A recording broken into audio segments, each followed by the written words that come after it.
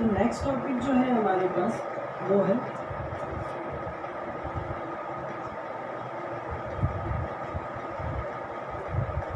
Graphical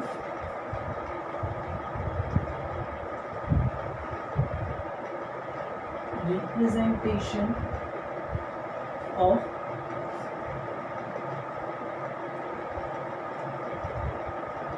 polynomials. ठीक है, तो सबसे पहले मैं डिस्कस कर लूँ आप लोगों से लीनियर पॉलिनोमियल।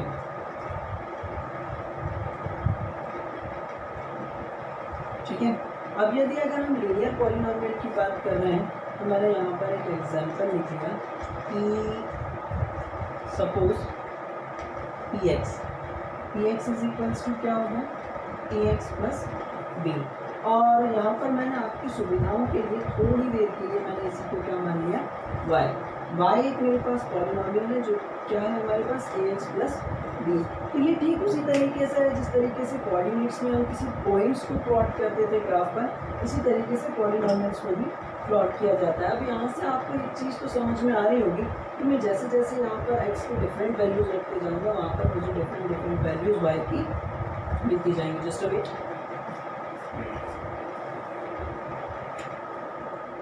ठीक है, मैंने क्या कहा कि मैं जैसे जैसे यहाँ पर y की डिफरेंट वैल्यूज रखते जाऊंगा वैसे वैसे मुझे यहाँ पर x की डिफरेंट वैल्यूज मिलती जाएंगी। तो ऐसी सिचुएशन में जब इसका ग्राफ जो बनेगा वो कुछ इस तरीके से होगा। सपोज यहाँ पर मैंने x और y कोऑर्डिनेट्स बना लिए। ठीक है, अब ये तो आप सभी लोग जानते हैं कि ये x और ये क्या होता है हमारे पास y पॉजिटिव और ये y नेगेटिव। तो ये जो ग्राफ आपको देखने को मिलेगा, ये जो डिफरेंट वैल्यूज को रखकर आप यहाँ पर बनाएंगे तो ये कुछ इस तरीके से मिलेगा आपको है ना। क्योंकि अगर हम बात कर रहे हैं लीनियर पॉलिनोमियल की तो यहाँ से एक चीज बहुत अच्छे से अपने माइंड में सेट करने की कोशिश करना कि यदि अगर हम, हाँ एक चीज मैं स्किप कर गया, मैं आप लोगों को यहीं पर बता देता हूँ कि किसी भी पॉलिनोमियल्स के उतने ही जीरोस होते हैं जितनी उसकी डिग्री होती है। मोस्ट इंपॉर्टेंट पॉइंट है, की पॉइंट है, आपको अपने दिमाग में रखना पड़ेगा कि किसी भी पॉलिनोमियल के उतने ही जीरोस पॉसिबल होते हैं जितनी उसकी डिग्री होती है। तो यहाँ पर यदि अगर हम लीनियर पॉलिनोमियल की बात कर रहे हैं तो लीनियर पॉलिनोमियल की डिग्री क्या होती है 1, तो उसके जीरोस भी कितने पॉसिबल होंगे, एक जीरो पॉसिबल होगा। तो यहाँ पर आपको ये देखकर समझ में आ रहा है कि इस पॉलिनोमियल से जो भी वैल्यू मिलेगी हमें, इसकी वैल्यू यहाँ पर एक्स एक्सिस पर क्या होने वाली है, जीरो होने वाली है। यानी कि एक ही पॉइंट हमें ऐसा मिल रहा है जहां पर इसकी वैल्यू क्या होगी, जीरो होगी। ठीक है, तो यहाँ से एक चीज और आप अपने माइंड में बिठा लें कि किसी भी पॉलिनोमियल का ग्राफ एक्स एक्सिस को जितनी बार इंटरसेक्ट कर रहा है उसके जीरोस उतने ही होंगे। इसी तरीके से यदि अगर हम बात कर लें मैक्सिमम उतने ही जीरो होंगे। ठीक है, उसके बाद अगर हम बात कर लें क्वाड्रेटिक पॉलिनोमियल की, क्वाड्रेटिक पॉलिनोमियल, तो क्वाड्रेटिक पॉलिनोमियल भी हमें कुछ इस तरीके से मिलेगा ax square plus bx plus c, और इसका जो ग्राफ है वो आपको कुछ इस तरीके से देखने को मिलेगा।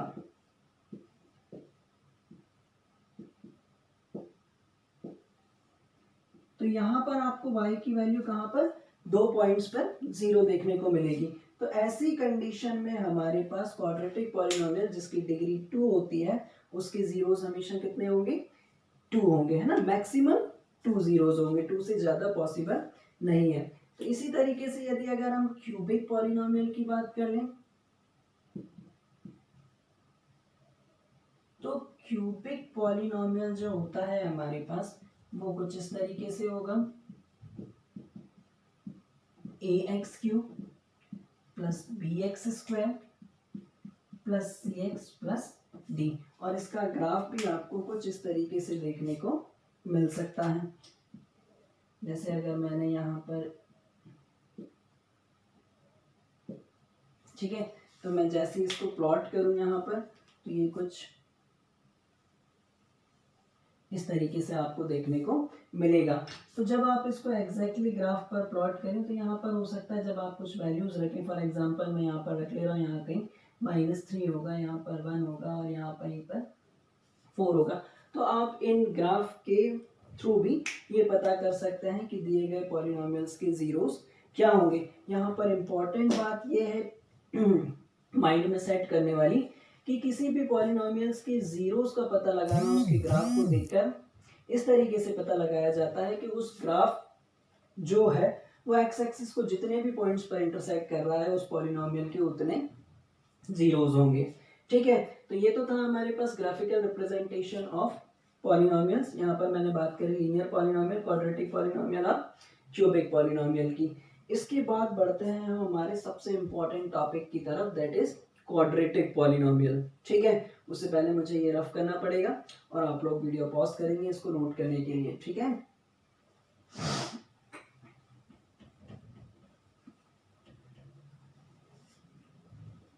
तो नेक्स्ट टॉपिक है हमारे पास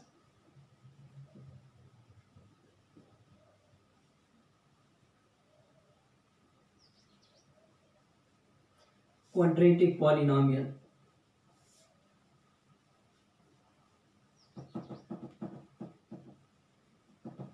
ठीक है, अब क्वाड्रेटिक पॉलिनोमियल में क्या होता है, मैक्सिमम क्वेश्चन, या फिर मैं बिल्कुल साधारण सी भाषा में कहूँ कि सबसे ज्यादा क्वेश्चन यहाँ से आपके पॉलिनोमियल से जो पूछे जाते हैं वो क्वाड्रेटिक पॉलिनोमियल से। तो ये है हमारे पास क्वाड्रेटिक पॉलिनोमियल्स। सबसे पहले आप ये जान लें कि इसका जनरल फॉर्म क्या होता है। General form of quadratic polynomial that is ax square plus bx plus c। ठीक है, तो यहाँ पर ये भी मुझे बताने की जरूरत नहीं है कि ए बी सी क्या है हमारे पास कांस्टेंट और x क्या है वेरिएबल। और जब यदि अगर हम क्वाड्रेटिक पॉलिनोमियल की बात कर रहे हैं तो उसकी डिग्री कितनी होगी, हमेशा 2 होगी। और अभी अभी जैसा कि मैंने आपको बताया कि पूरे पॉलिनोमियल का ये की पॉइंट है, इसको हमेशा अपने दिमाग में रखिएगा कि किसी भी पॉलिनोमियल की अगर हम बात कर रहे हैं तो उसकी जितनी डिग्री होगी उसके उतने ही जीरोज होंगे। तो अब यदि अगर मैं यहाँ पर क्वाड्रेटिक पॉलिनोमियल की जब मैं बात कर रहा हूँ तो इसके जीरोज भी कितने होंगे, 2 होंगे। और मैंने यहाँ पर सपोज कर लिया कि उसके वो 2 जीरोज क्या हैं, अल्फा एंड बीटा। ठीक है, तो अब इस अल्फा और बीटा के बीच में एक बहुत इंपॉर्टेंट रिलेशनशिप होती है जिसको कई बार आपको वेरीफाई करने के लिए एग्जाम में पूछ लिया जाता है। इन सारी चीजों को एक्सप्लेन करने के लिए सबसे पहले मैं रिलेशनशिप के बारे में डिस्कशन कर लेता हूं। Relationship between zeros of quadratic polynomial। ठीक है, relationship between zeros of quadratic polynomial that is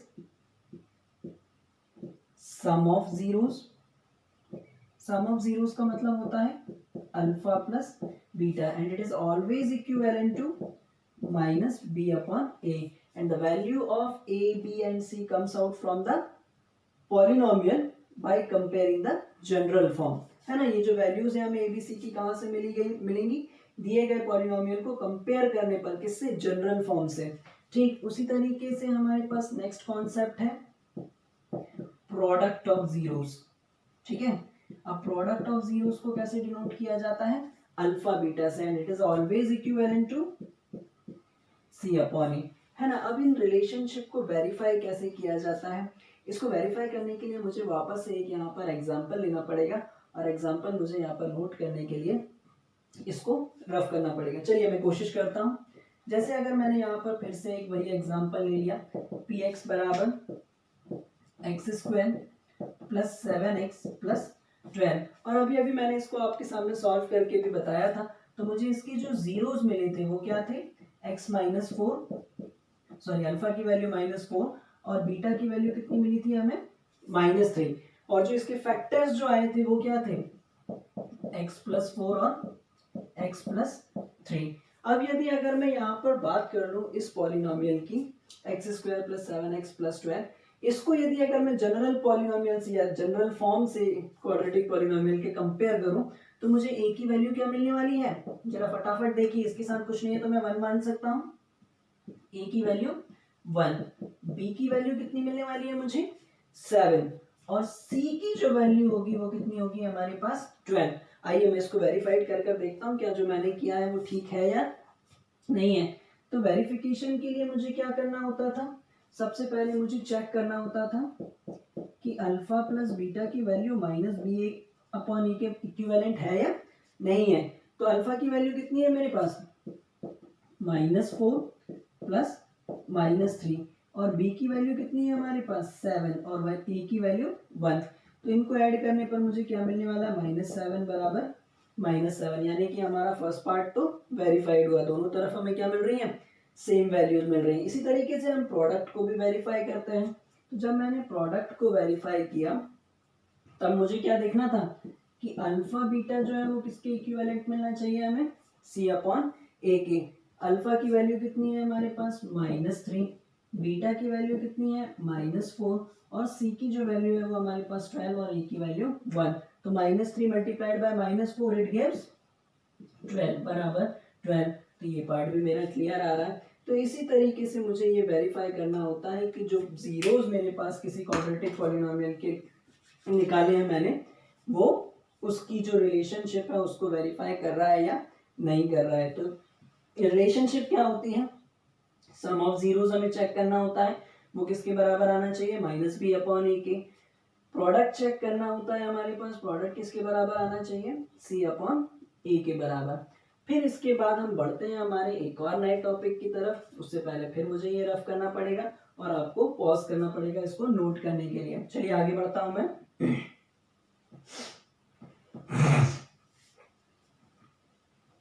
इस टॉपिक में हमने देखा कि कैसे किसी पॉलिनोमियल से, किसी क्वाड्रेटिक पॉलिनोमियल से उसके जीरोस को निकाला जाता है ना। और जीरोस को निकालने के साथ साथ उसकी रिलेशनशिप को कैसे वेरीफाई किया जाता है।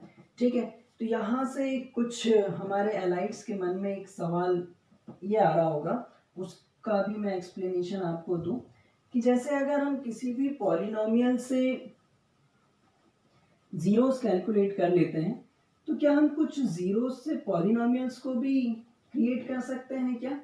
बिल्कुल कर सकते हैं। तो जो मेरा नेक्स्ट टॉपिक होने वाला है आप लोगों के साथ वो यही है, फॉर्मेशन ऑफ क्वाड्रेटिक पॉलिनोमियल्स। ठीक है, बहुत इंपॉर्टेंट है, इसको भी जरा ध्यान से समझिएगा। नेक्स्ट कॉन्सेप्ट है मेरा फॉर्मेशन ऑफ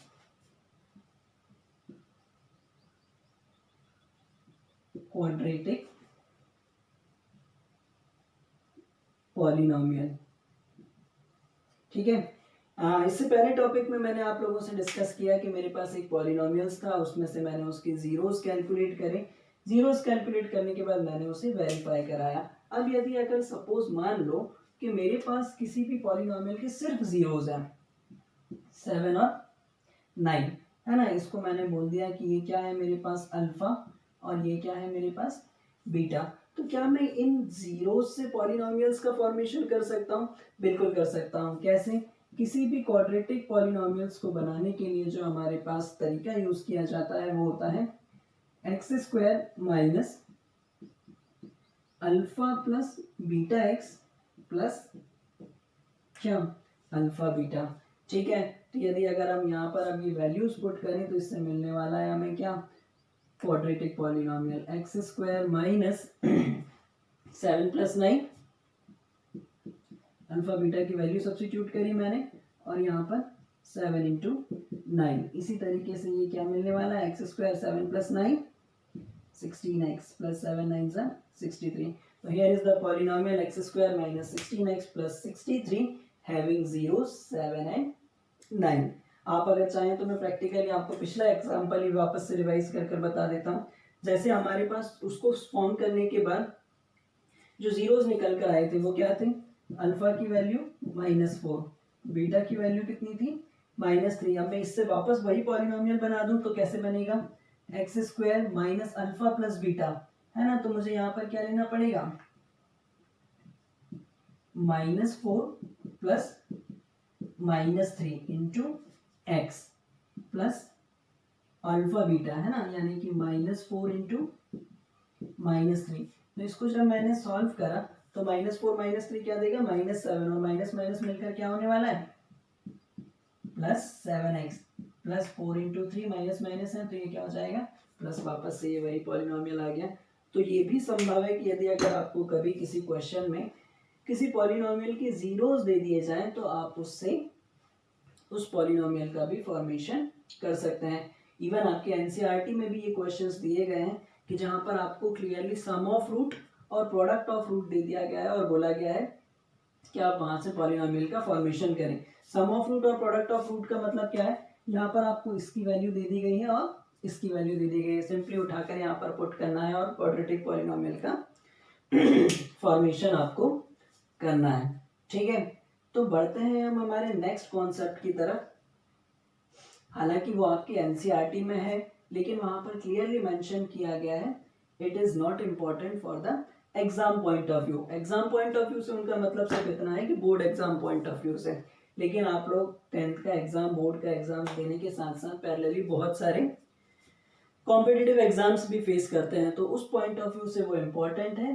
तो हमारा जो नेक्स्ट टॉपिक होने वाला है वो है हमारे पास क्यूबिक पॉलिनोमियल। मैं ज़्यादा डिटेल में जाकर उसे डिस्कस नहीं करूंगा, लेकिन इवन इतना तो मैं करूं जितना आपके सिलेबस में वो दिया गया है। ठीक है, तो इसको मैं रफ करूंगा पहले और आप लोग पॉज करेंगे इसको नोट करने से पहले।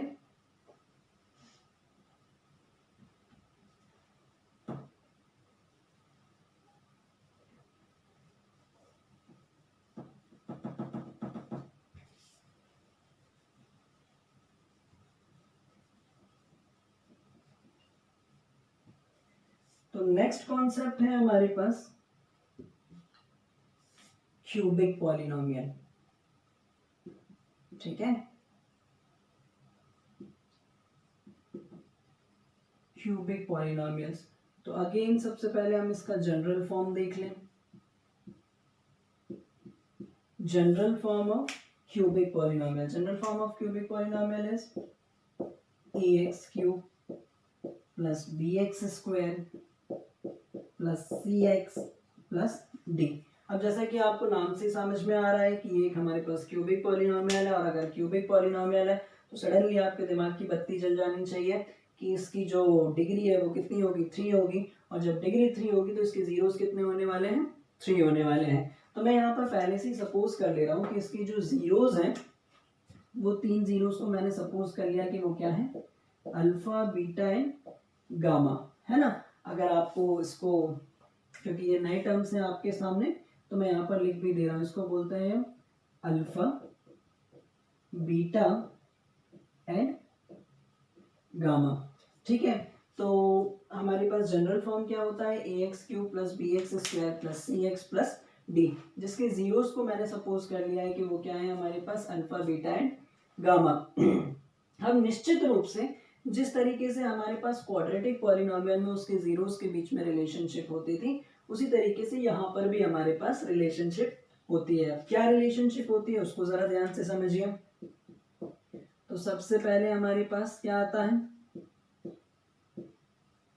सम of zeros. Sum of zeros को कैसे डिनोट किया जाता है, alpha + beta + gamma, and it is equivalent to -b/a। Then उसके बाद आता है हमारे पास product of zeros,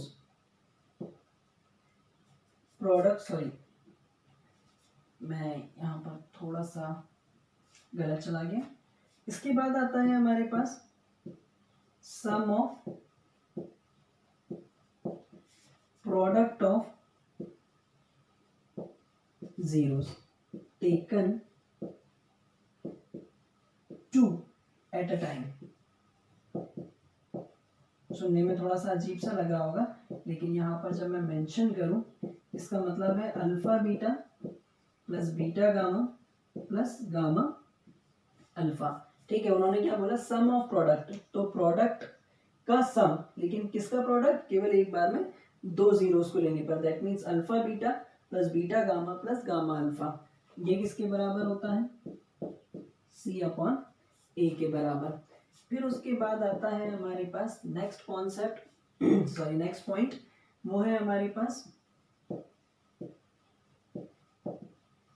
product of zeros. Product of zeros इसको डिनोट किया जाता है अल्फा बीटा गामा से, and it is equivalent to minus D upon A. और आपको ये भी बहुत अच्छे से मालूम है कि यहाँ से ये जो ए बी सी डी की वैल्यू है, ये दिए गए पॉलिनोमियल को हमें कंपेयर करना पड़ेगा किससे, जनरल फॉर्म से। ठीक है, तो ये तो था हमारे पास पूरा कॉन्सेप्ट जो पॉलिनोमियल्स के अंदर यूज किया जाने वाला है। एक और कॉन्सेप्ट है जिससे बेस पर क्वेश्चंस बहुत सारे पूछ लिए जाते हैं, हालांकि आप लोग उसे 9th क्लास में पढ़ चुके हैं, लेकिन एक छोटा सा ओवरव्यू मैं उसका यहाँ पर आप लोगों को दे देता हूँ, ताकि एक बार आपका भी रिकॉल हो जाए और वो सारी चीजें आपकी पक्की हो जाए एकदम से, ताकि उस पर बेस्ड जब क्वेश्चंस आप लोगों से पूछे जाए तो आप आसानी से उसमें इन्वॉल्व हो पाए। ठीक है, उसको एक्सप्लेन करने से पहले मैं इसे रफ कर रहा हूँ।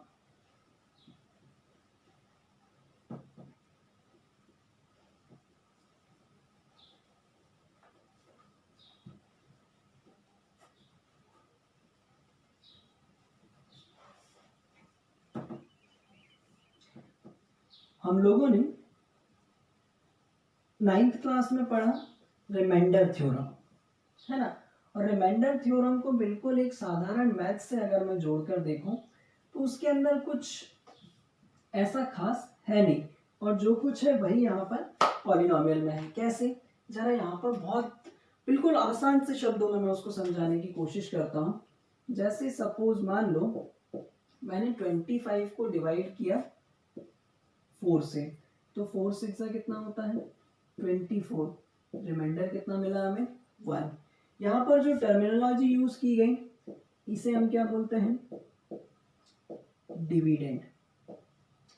इसे हम क्या बोलते हैं, क्वोशिएंट। इसे हम क्या बोलते हैं, रिमाइंडर। ठीक है, और ये क्या कहलाता है हमारे पास, डिवीजन। ऐसे ही होता है ना, कुछ गलत तो नहीं बोला मैंने।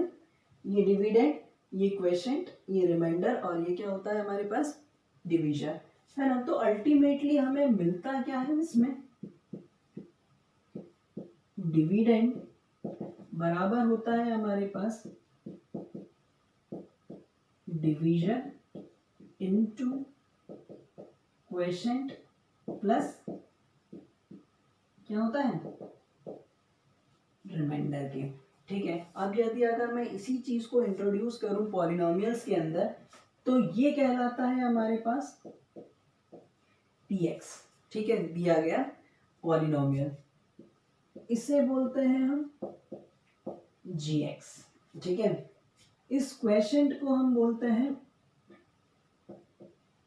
qx। ठीक है, और रिमाइंडर को डिनोट किया जाता है r से।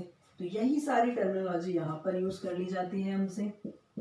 ठीक है, px बराबर होता है हमारे पास gx into qx plus r।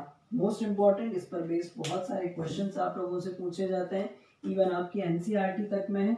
अब क्वेश्चंस कैसे पूछ लिया जाता है, मैं एक ओवरव्यू आपको दे रहा हूँ सिर्फ।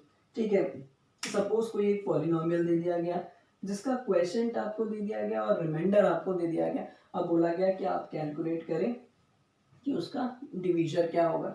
तब ऐसी कंडीशन में आपको यहाँ पर ट्रांसपोजिशन अप्लाई करके इसे कैलकुलेट करना होता है। जहाँ तक मेरे दिमाग में सारी चीज़ें आ रही हैं, मैंने सारी की सारी बातें आपको पॉलिनोमियल्स के अंदर जो आपके एनसीईआरटी के पॉइंट ऑफ व्यू से है वो सब कुछ मैंने आपको एक्सप्लेन कर दिया है।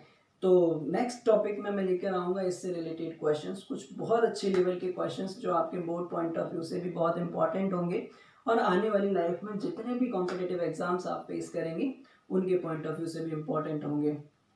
तो तब तक के लिए बहुत बहुत धन्यवाद आप सभी का, और अगर आप लोगों को ये पसंद आया तो मेरा चैनल सब्सक्राइब करना बिल्कुल मत भूलिएगा। Thank you so much.